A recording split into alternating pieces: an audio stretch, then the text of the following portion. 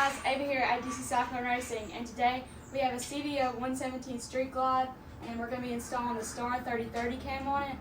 We have high flow head pipes and Reinhardt mufflers, so we're going to get a base run on it and see how it does.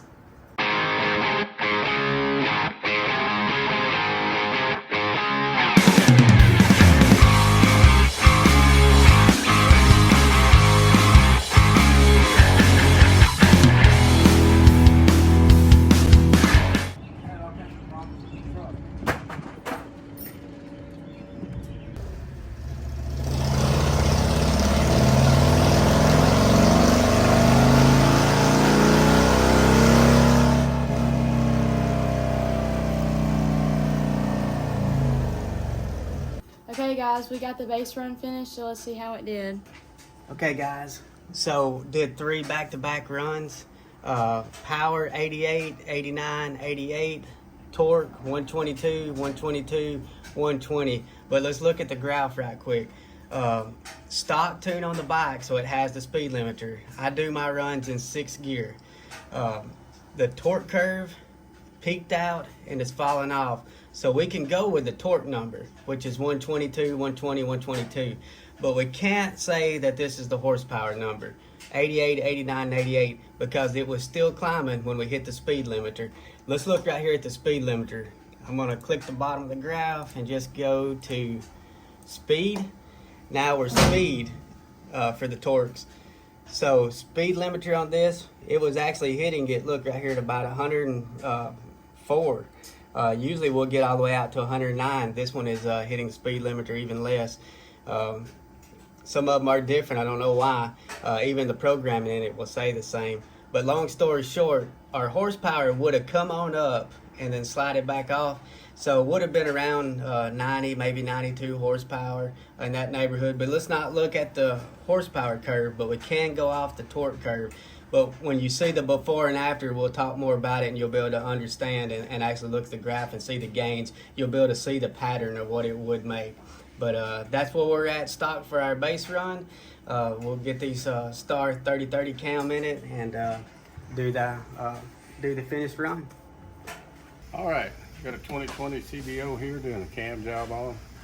Pretty basic cam, lifters, push rods, tubes. I believe it's getting a compensator ramp from Star Racing. The cam's also 3030 Star Racing. Got the exhaust off. Going to take the stock exhaust, block off the left side, the crossover, and make it 2 into 1. And weld up the pipe going across. Getting ready to pull the cam cover. Then we'll get the push rods and tubes. Hopefully I can get these cut without having to take all of this off. He's not getting injectors, throttle bodies, nothing like that. So may have to take it off just so I can cut the push rod. And other than that, there's room there to do the adjustments and put the new ones back in. So, get the bolts out of the cam cover, we'll get back with you. That was a little harder to get off. You get stuck on there and they don't want to break loose. Take a dead blow and it won't hurt them. You just tap on them until they start hearing that change in sound and you know it's coming loose. We're taking these clips off these push rods. These spring-loaded clips. You got this little tool. Makes it a lot easier. Get these out of the way. I'm still debating on whether to take this air cleaner off or not. May have to, but we'll see. We're going to go ahead and cut out one of these push rod tubes, or these push rods. Got our trusty bolt cutters. And just kind of hold it as a push rod tube will try to fall. So that's going to stay up there. get our pieces out.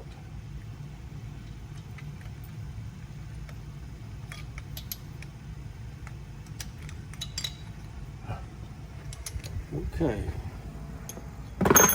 See what kind we're getting. We're getting a Screaming Eagle push rod tubes and push rods. So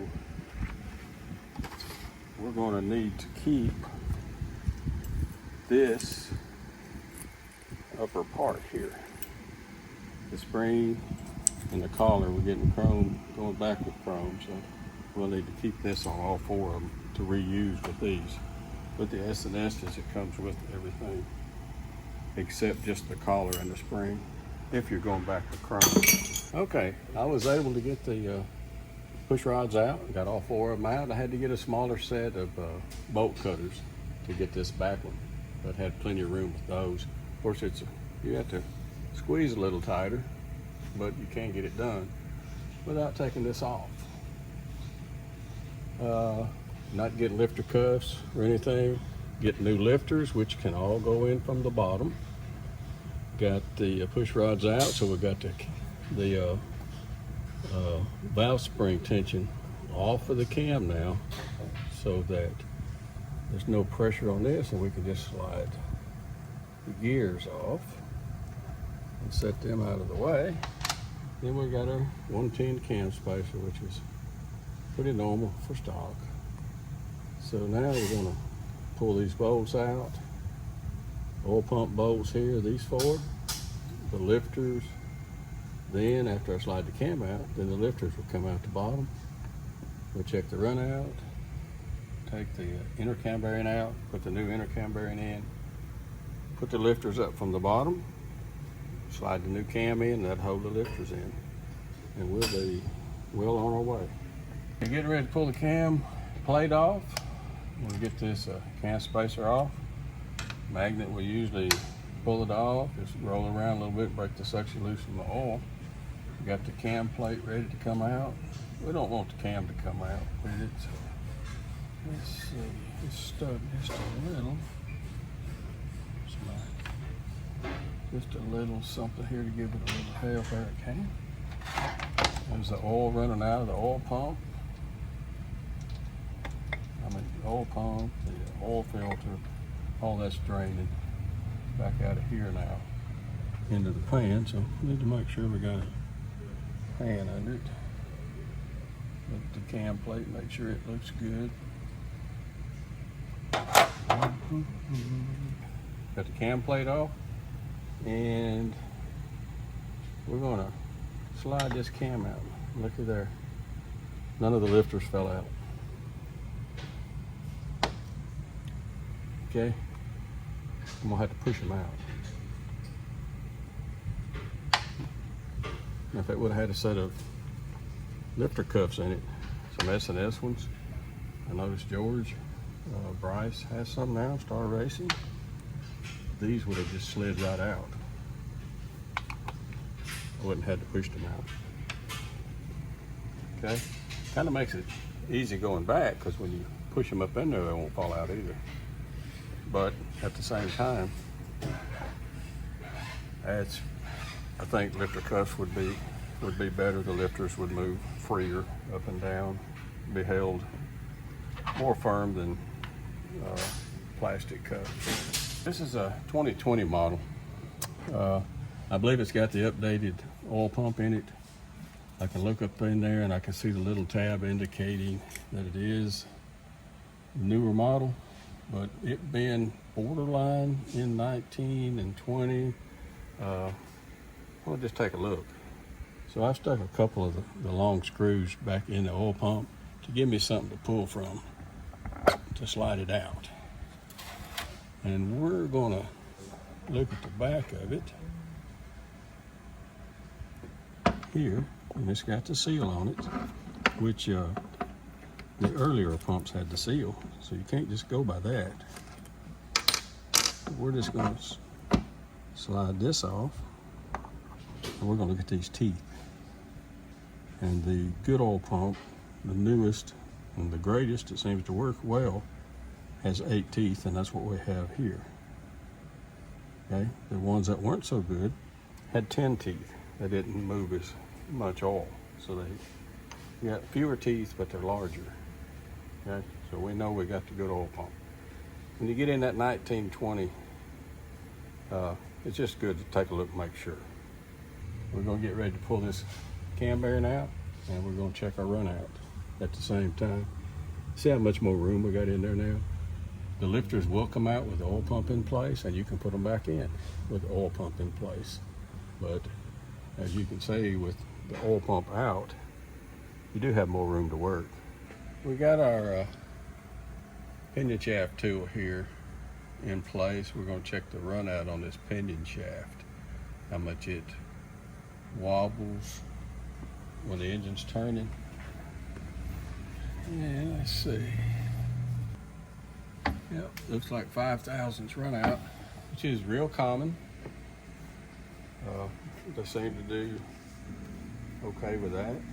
We'll get our tool off and we'll pull our inner cam bearing out and replace it with something made of a little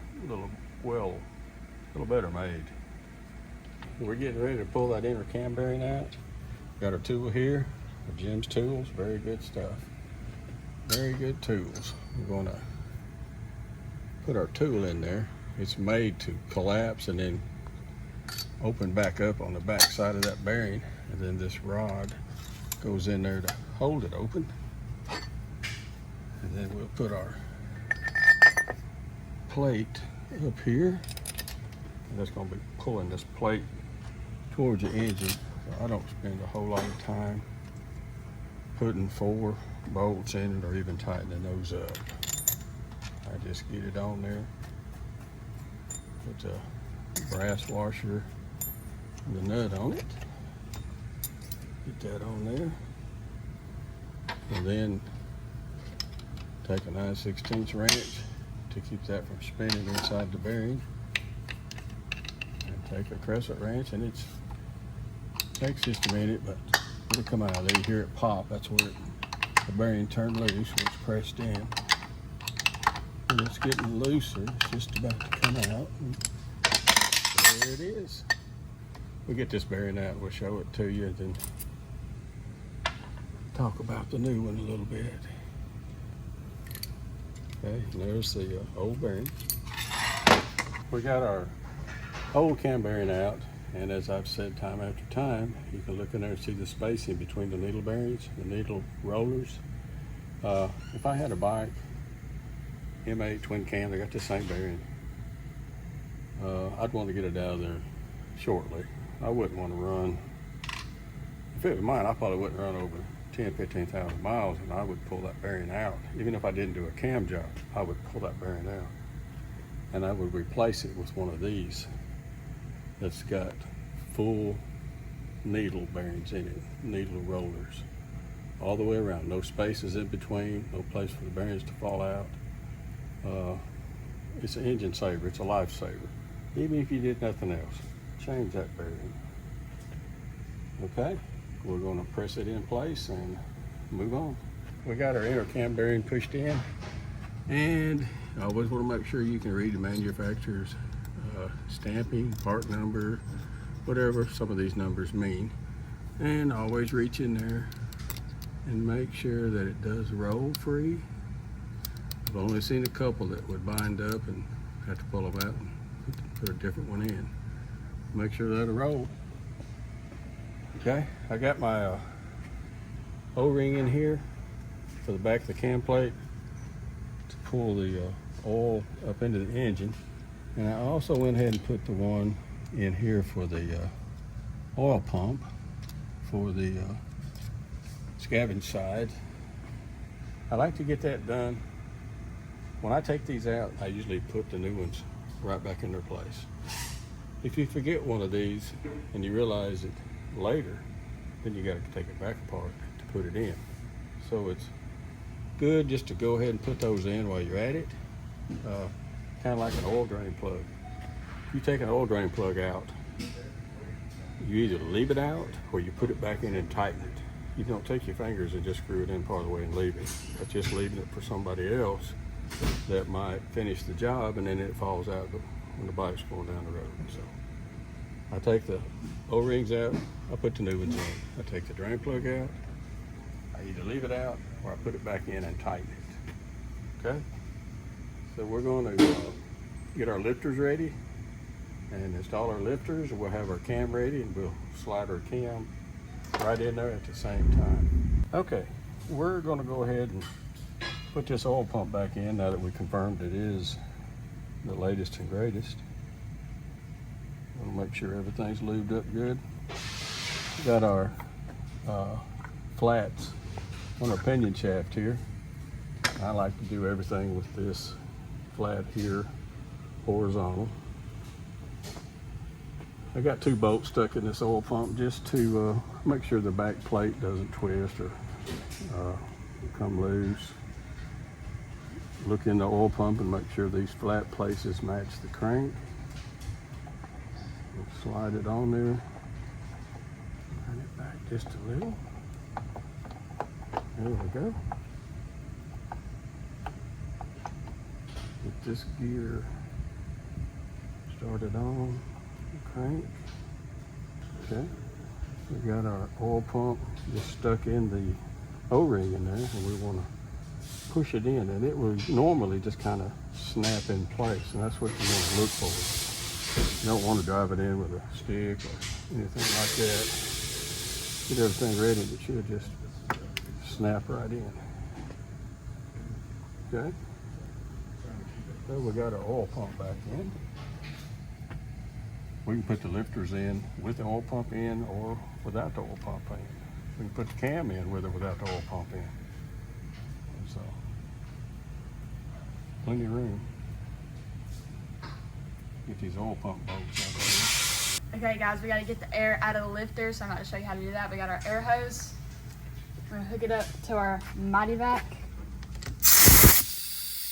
like so. We got our lifter holders and our engine oil. Make sure that your lifters are turned up where the roller is.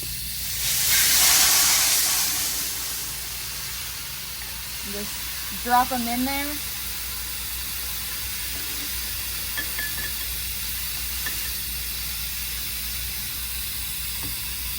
There we go.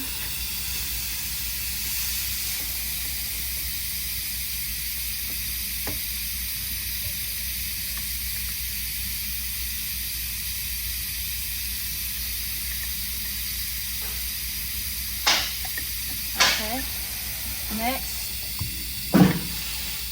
just gonna carefully set them in there.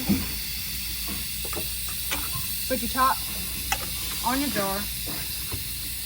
Kind of slippery because you just stuck your hand in oil. Okay, now we're gonna put this on the top, like so, and ready.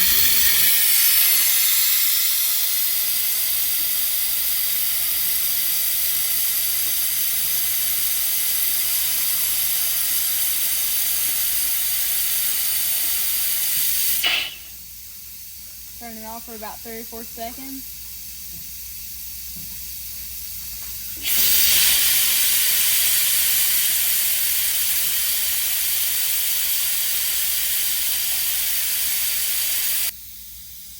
All right, let's get these babies in the box. All right, Ava's got the air out of our lifters. We're getting ready to put our lifters in, and we want to have our cam ready. Like I said, this is a Star Racing 3030. We're installing in this one.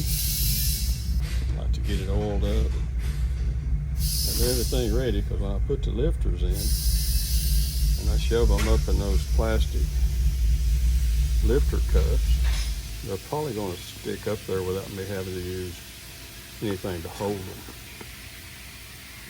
So we'll get this ready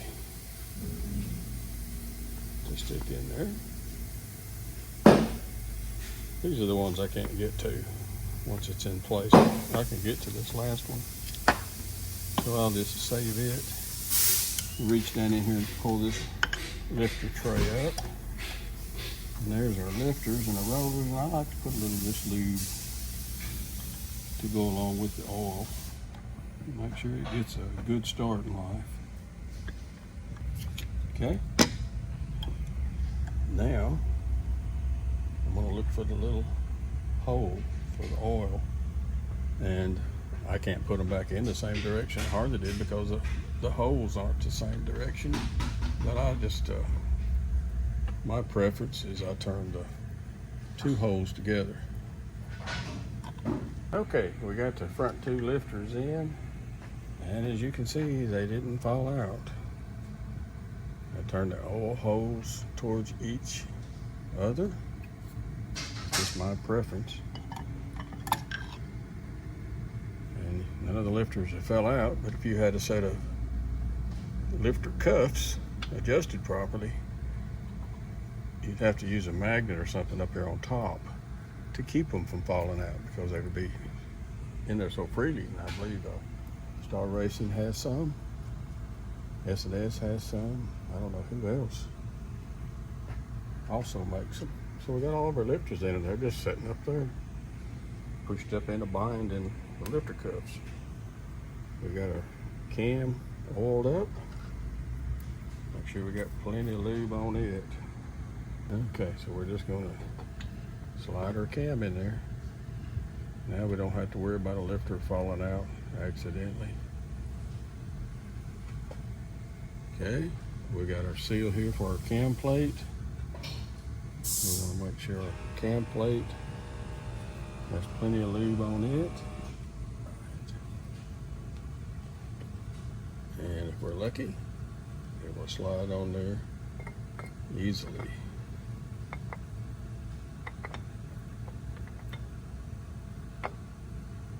If we're lucky. There it goes. Cam plate's on there.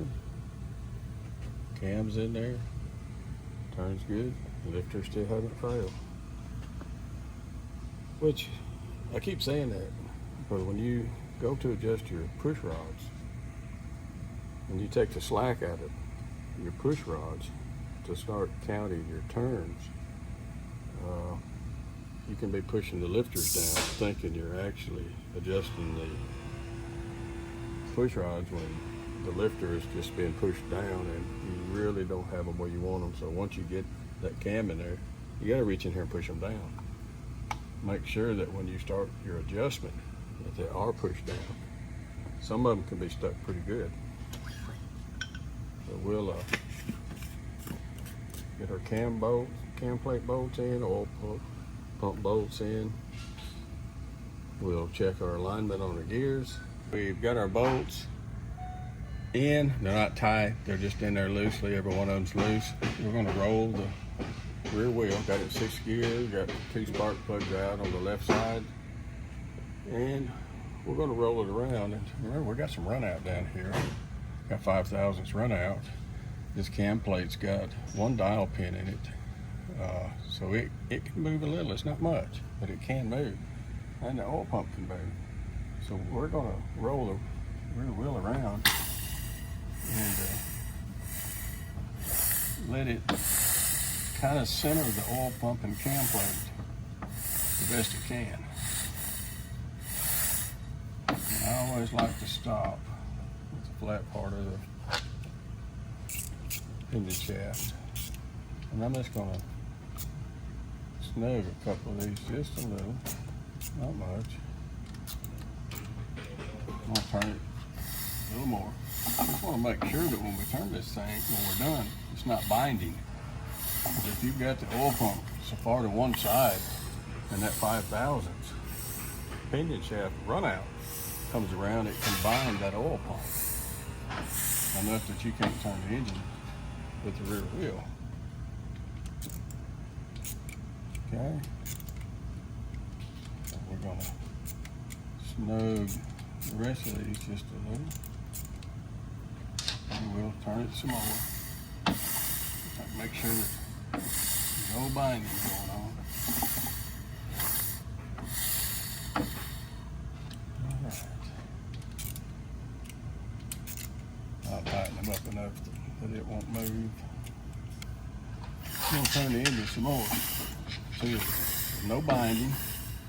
Moving around freely except for the pistons. going up and down the cylinders. Okay, got our cam plate, oil pump all torqued. Got our cam gear, pinion gear on. Got them snugged up. I put a 130 cam spacer behind this top sprocket. Usually what it takes. They come with 110s, and it is real close. I slide my tool across. I check the bottom. Can't hardly feel nothing. Just a little drag here at the top. I got 9 thousandths tolerance, so I'm in good shape. I'll take these back off, put the chain on it, bolt it back up, torque it down. 25 foot-pounds on the crank, 35 on the cam, and put our tensioner on, and we'll be ready to move on to the push rods. Okay, getting ready to put the push rod tubes together. Getting ready to install the push rods. We talked about the intakes and exhaust. The exhausts are longer than the intakes, so they do have a particular place to go. For the Screaming Eagles, the S&S's are all the same length, so you can put them in any hole. These here are the originals, so these are used, and you have to clean them up. And if you have to take any sandpaper and clean them like this. Don't go up and down. That leaves a place for oil to get past the O-ring. So go in a circle and clean them up, because you're gonna need to reuse them with the Screaming Eagles. And these you'll reuse also. So you'll slide that down on here, then the spring is next, and then this washer like thing slides down there, and I like to put a little oil on that so that this O-ring will slide and not roll as it's trying to go down there, because you're going to have to move it a little bit during this procedure of installing these. Okay? Once we get that done, then it just slides in the end that's got the taper to it, and there's your push rod tube ready to go.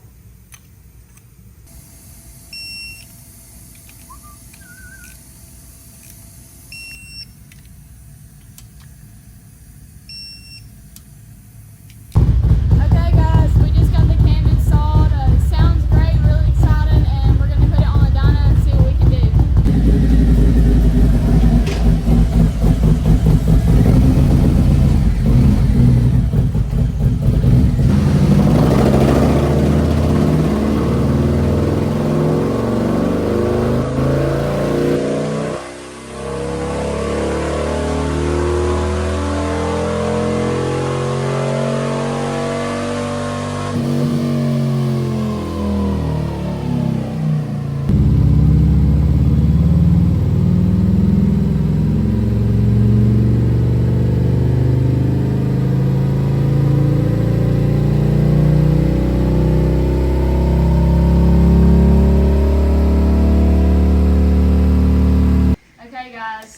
We just tuned it. We changed the air cleaner to a Trask Air Cleaner from the stock, so I just wanted to go over that before we would get anything else. Okay guys, we're gonna go over Mark's dyno sheets right quick. Mark had a 2020 CVO Street Glide, 117 inch. We installed the Star 3030 cam. In the end, Trask Air Cleaner, Khrome Werks Muffler with the louvered baffle, stock head pipe, converted into a 2-into-1, and Power Vision tune license, and of course tuned here. Ended up with 121 horsepower and 136 foot-pounds of torque in SAE. This is our torque curve, and this is our horsepower curve.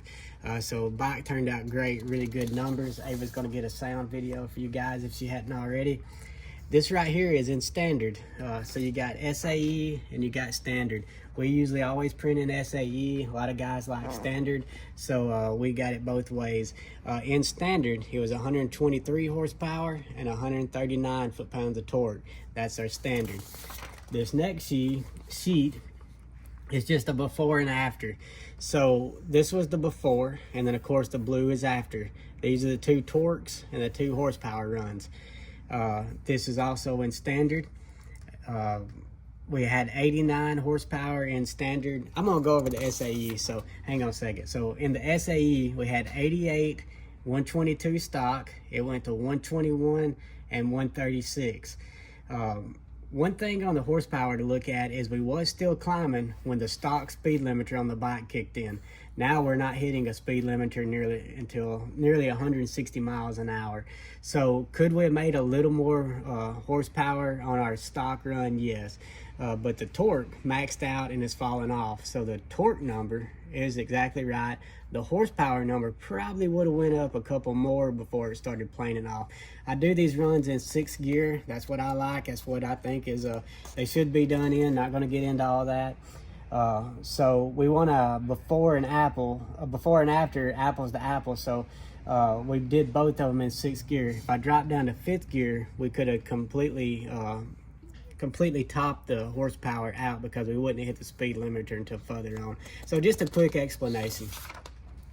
This one right here is over speed. So it's just going to show you guys we're topping out at 160 miles an hour now. You can't get 160 miles an hour out of that bike with the windshield stuff. It's like a parachute on the front of it. So theoretically the speed limiter is gone. You're not going to get it. Stock, this thing hit the speed limiter at about 105, 106 miles an hour. As you can see, speed on the bottom now. So that's just a before and after in speed, so you can see what the bike is doing stock form before we tuned it. This one right here, it's got 4 different runs. So this was kindly through our tuning process. So we started off with our red, which is our base run. The next one up was blue. You can see it's down here and come up, and the blue was 111 and 135. Well, I called the customer and told him that I thought the Screaming Eagle heavy breather that was on that bike, it's the shorter snout one, was cutting off the airflow. So he decided to go ahead and put a Trask on it. So we changed it to a Trask Air Cleaner, as you can see in my notes. And when I done that, now we're in the green run. You can see it here. So the green went to 116 and 136 just by changing the air filter.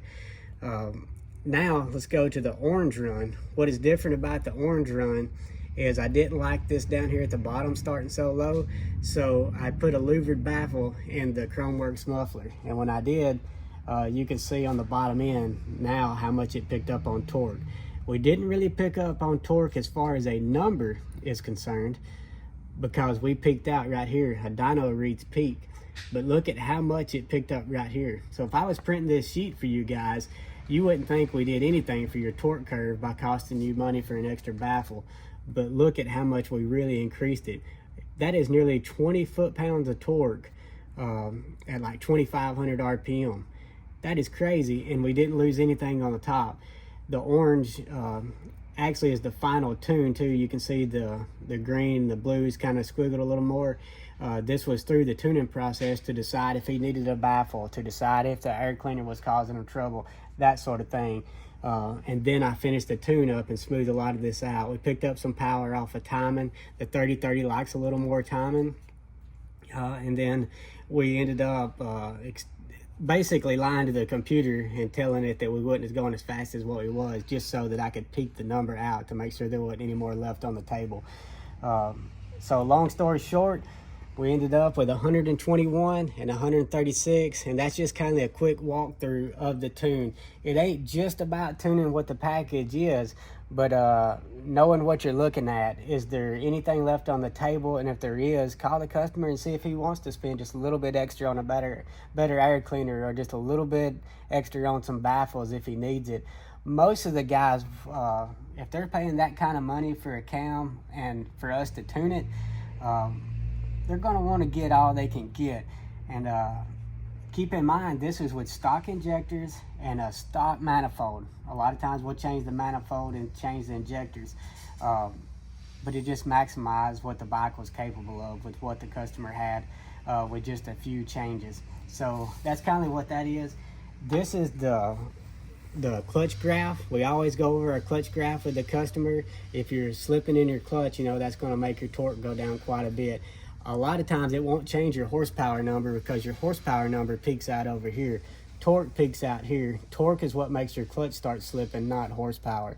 If you're going to have a clutch slip, it's going to be on top of the peak torque curve. This right here graph looks perfect. You want it to see it come up a little bit, and then you want it to be going downhill the entire time. Why it's going downhill is the tire is actually growing. Remember, I told you guys we was at 160 miles an hour right here. That tire starts swelling out, going that fast, and this dyno picks that up. It's that sensitive. So that's why we want to see it going downhill, is because the tire is swelling out. If your tire didn't swell out any, it should be a straight line across.